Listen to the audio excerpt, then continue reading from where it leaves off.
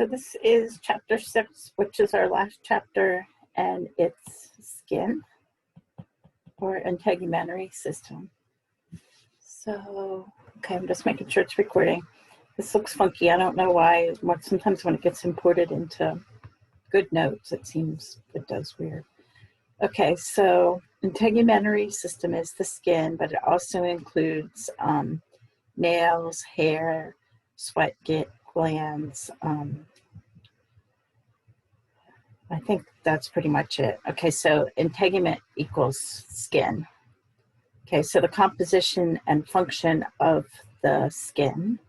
Okay, so the layers of it. So epidermis is always the outside layer, so it's on the top, and it's stratified squamous epithelium. Okay, so remember it's going to be lots of these flat cells. Okay, the dermis is the deeper layer, and it's mainly dense irregular connective tissue.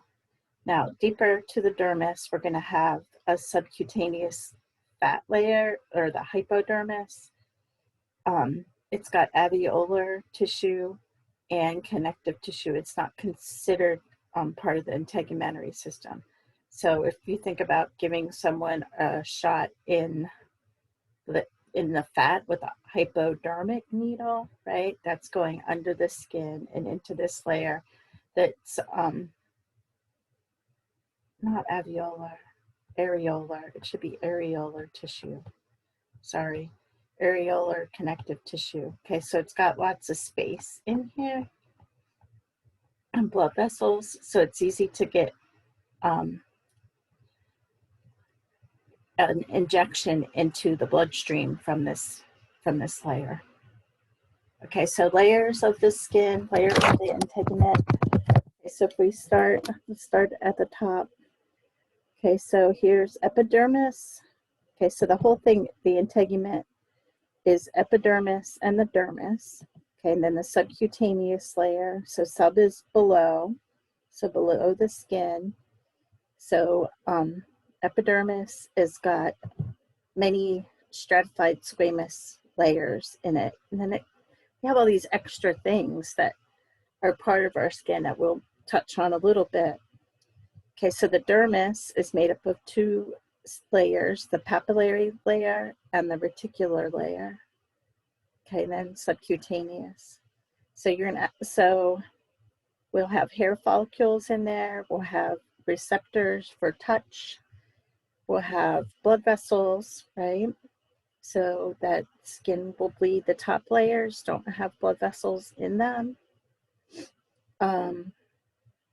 Epidermal ridge, dermal papilla, so those are going to give us our fingerprints.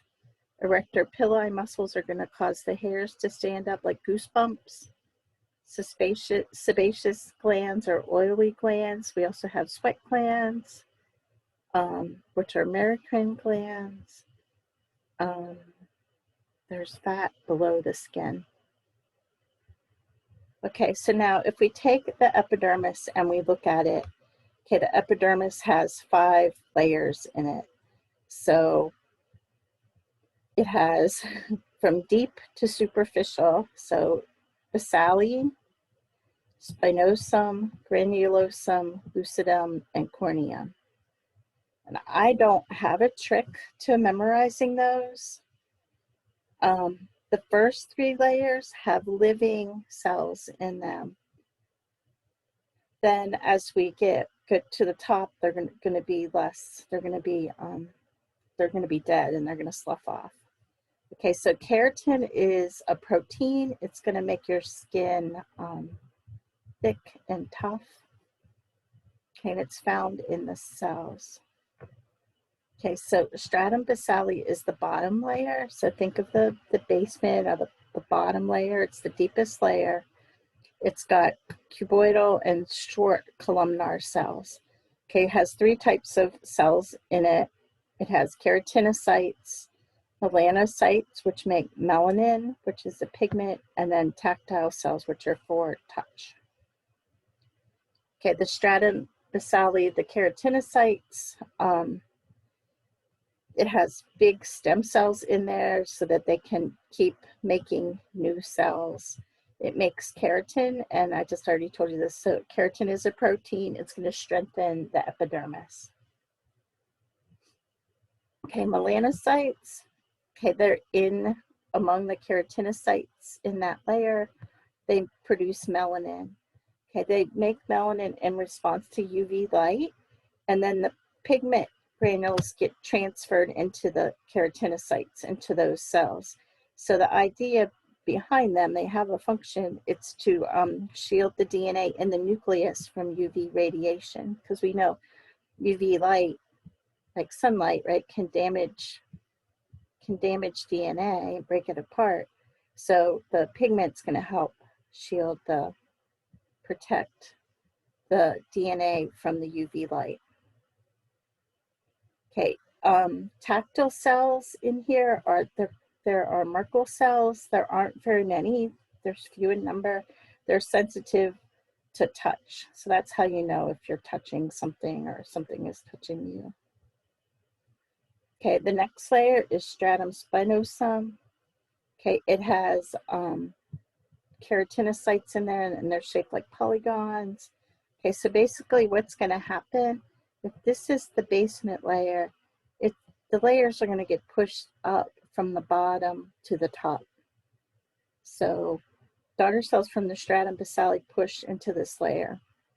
So non-dividing keratinocytes, they're attached by junctions and desmosomes. In here, we're going to find dendritic cells, which used to be called Langerhans cells, and those are part of your immune system. So they're going to initiate the immune response if something gets that far down into your skin.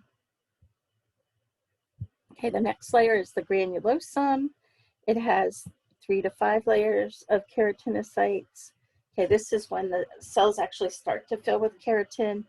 The nucleus and the organelles start to disintegrate, so the cells start to become dead. So we go basale, spinosum, and then granulosum. So granulosum is when the cells start to die.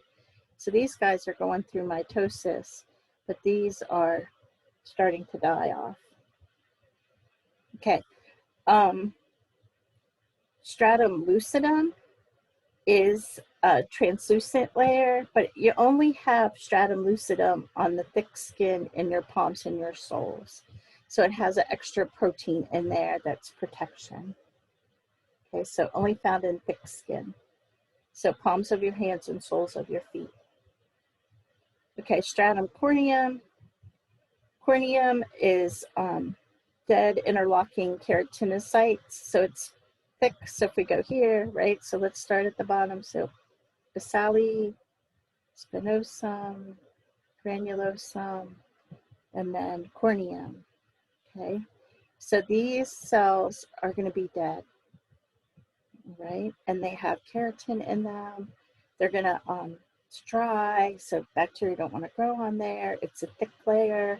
It's going to help protect you against anything getting into your skin and causing a disease. Okay, so now when we get to the well, wait, I did, sorry. So we have basale down here, so the very bottom.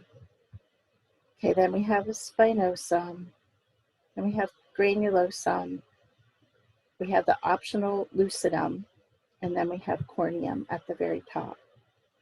Okay, so you should know the order that these go in.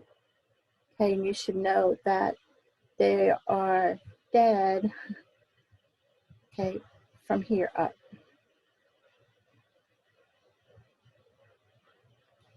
Okay, so variations in the epidermis. Okay, so we can have thickness variations, color variations, skin markings. Okay, so thick versus thin skin. So thick skin is in the palms of your hands and the soles of your feet. It has all 5 layers of the strata in the epidermis. They have sweat glands, but they don't have any hair follicles, and they don't have any sebaceous glands. Okay, thin skin covers every place else in your body. It doesn't have stratum lucidum, and it does have sweat glands, hair, and sebaceous glands. That's pretty logical, I think. Okay, so thick versus thin. What we're looking at is the stratum lucidum is missing it, and I'm not going to show you this picture.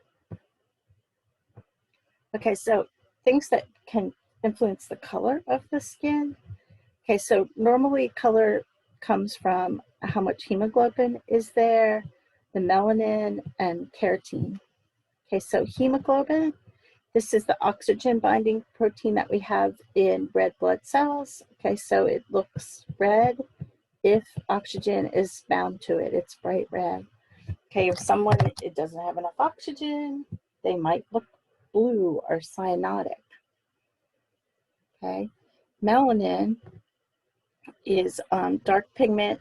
It's made in the cells that are called melanocytes. It goes into the keratinocytes. It varies, right, depending on your heredity or where you come from in the world.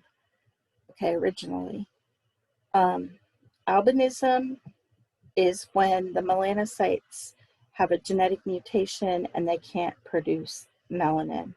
So people that are albino don't have any melanin in them. Okay, keratin is the yellow-orange pigment that comes from vegetables like carrots or pumpkin or butternut squash.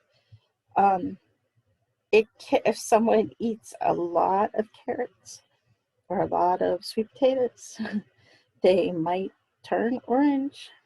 So it is possible. Okay, now production of melanin. I'm not going to make you learn how melanin is produced. Don't worry about that. I meant to take the slide out of there. Okay, now also in the epidermis we have skin markings like moles and freckles. Okay, so a mole could be a localized overgrowth of melanocytes, and there in the book there are pictures about skin cancer and how to monitor moles to make sure that they're not malignant. Okay, freckles can be yellow or brown spots, so it's localized in increased areas where there's increased melanocyte activity. Hemangiomas, which I think I might have said that wrong. But anyhow, these are red spots, right? Like red masses. Sometimes they call them birthmarks, maybe. They're on the surface, and sometimes they're due to a benign blood vessel tumor. Okay, now friction ridges are what makes our fingerprints, and those are the folds and valleys of the dermis and the epidermis, and everyone's friction ridges or fingerprints are different. Okay, so now the dermis is deeper than the epidermis, right? And it's composed of connective tissue. Okay, so it can have blood vessels, sweat glands, sebaceous glands, hair, nail roots, sensory nerve endings, and then the erector pili, which are the muscles that cause goosebumps. Okay, it also has a papillary and a reticular layer. Okay, so the papillary layer of the dermis, it's the superficial region of it. It's areolar connective tissue, and it has dermal papilla in it. Okay, so they're gonna, let's see how it's kind of ruffled. It kind of looks like an egg crate mattress pad thing. So what that's gonna do, okay, is it increases the area of contact between the layers. Okay, the reticular layer of the dermis has dense, irregular connective tissue, so it kind of makes it tough. So papillary layer is ridges like papilla, kind of think like that, and then the reticular layer.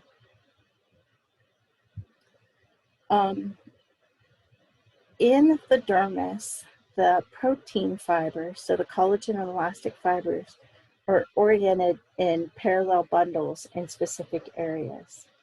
Okay, so these bundles, what they do is they're going to resist stretch or stress when you're moving, okay, so that things don't pull apart. Okay, so the orientation is indicated by what they call lines of cleavage, okay, or tension lines.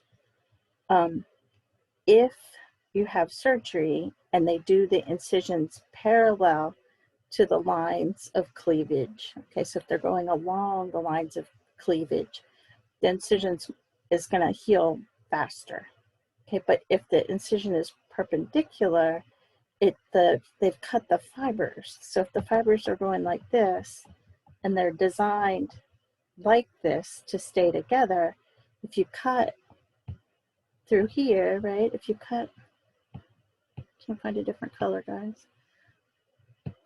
Well, that's not going to work. If you cut along with them, okay, these fibers are still intact. So it's easier to stitch it up and it's easier to repair.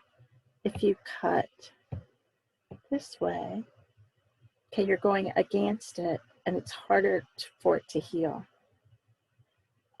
Stretch marks, or if the skin is actually stretched beyond its capabilities. So some of the collagen in there gets torn apart and you can get stretch marks or striae. Okay, so this is a funky looking picture, but here's the lines of cleavage and how things go. So if the incision is going along, is parallel to the lines, it'll heal faster than if it's not, if it's going perpendicular.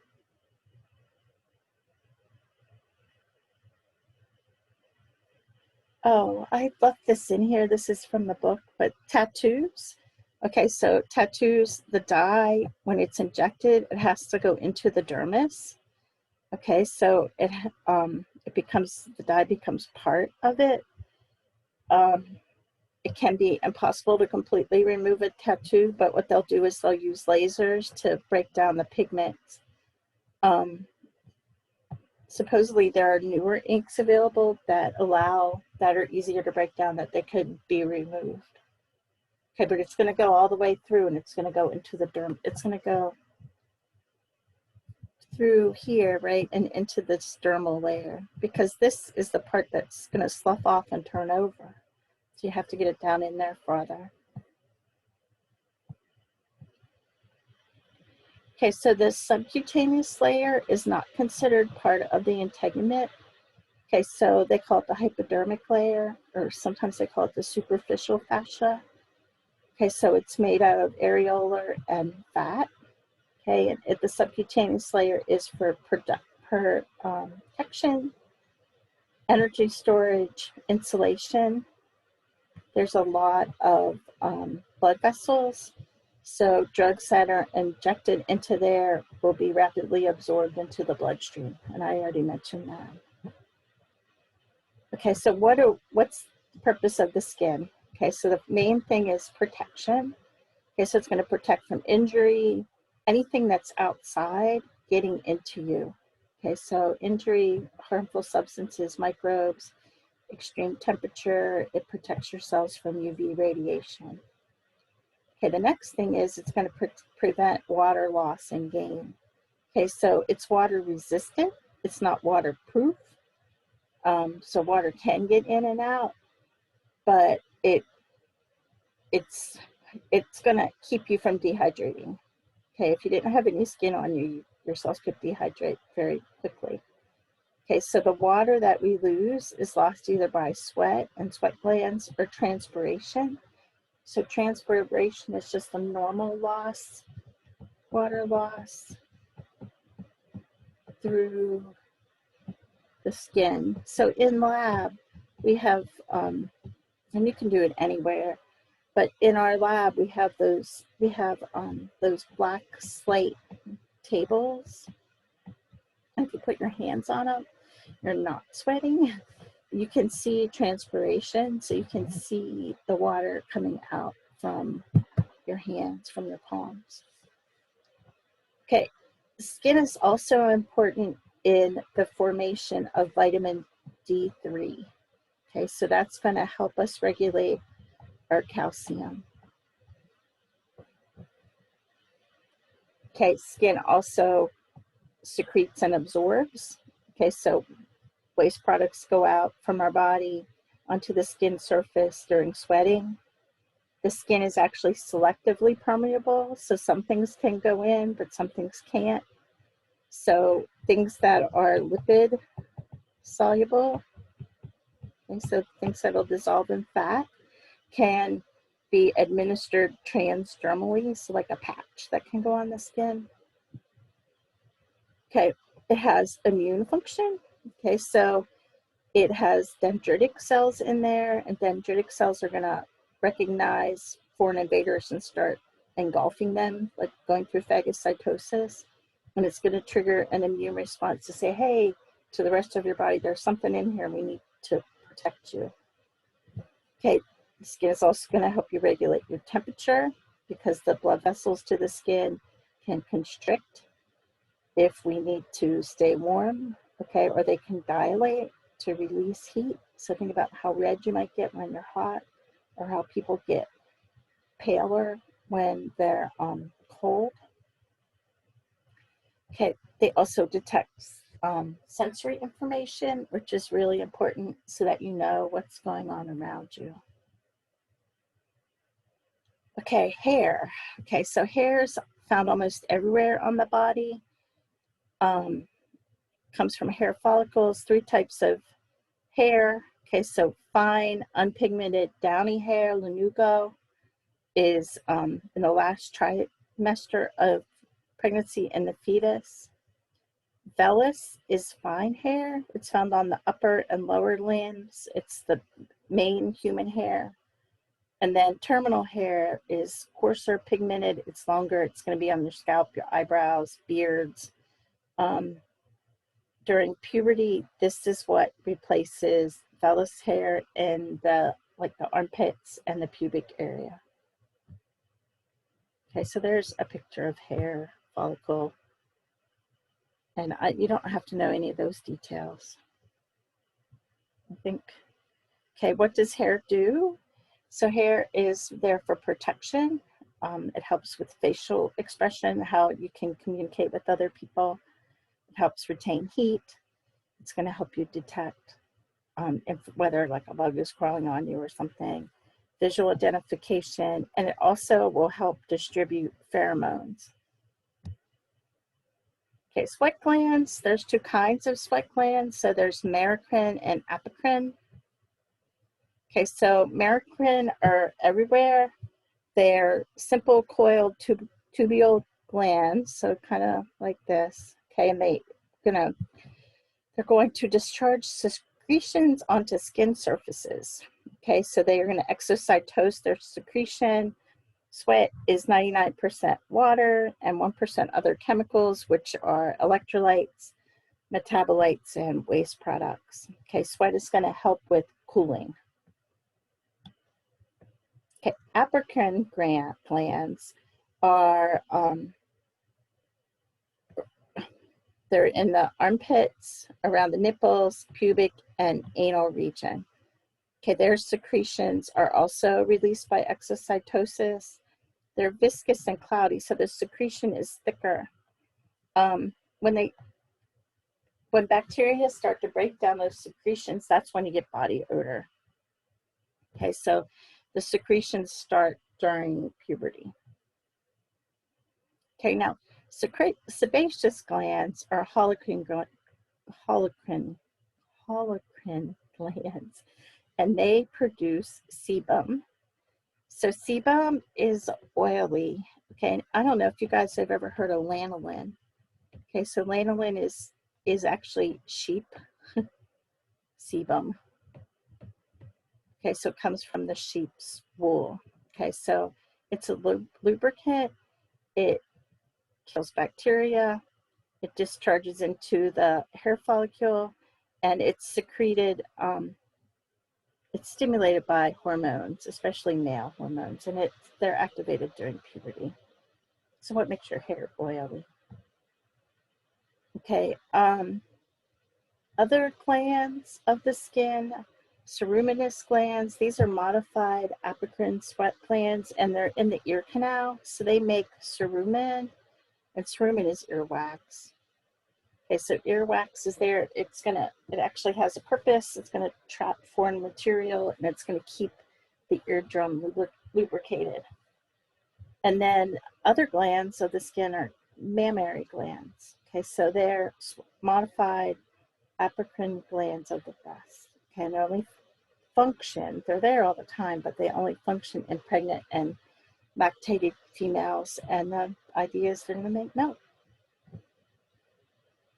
Okay, so how is tissue repaired? So tissue is either regenerated or it's scars. Okay, so regeneration is when the cells are replaced with the same type of cell. Fibrosis is when they're filled with scar tissue, and the collagen of them is produced by fibroblasts, and if the tissue doesn't work the same if it's got fibrosis. Okay, so wound healing. So let's start at the beginning. So if you get cut, the cut blood vessels are gonna bleed into the wound, and a blood clot forms, and white blood cells come in. So leukocytes come in, and they start cleaning the wound. Okay, so they form a clot, right? The clot is a temporary barrier for the pathogen. Okay, so let's pretend this is skin. We have a wound.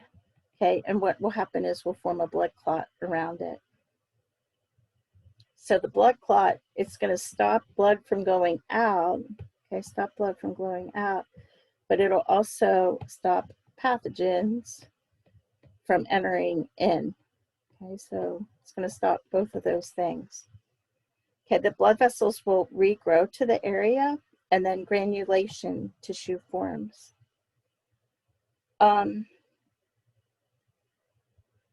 Connective tissue, vascular connective tissue initially forms in the wounds, but gradually you get scar tissue in there. Okay, so here's the picture. So here's the wound. Okay, the cut blood vessels start bleeding into the wound. They're going to flush it out, so that helps clean it out. We form a blood clot then, so blood won't go out anymore and pathogens can't get in. The blood vessels start to regrow, and we form granulation tissue. Okay, so we start to kind of get a tissue in there that's not really skin, it's something different. Okay, and then what happens is the epithelium can regenerate, and the connective tissue fibrosis can occur underneath of it. So you might have a scar underneath of it. And the scab is coming from the blood clot.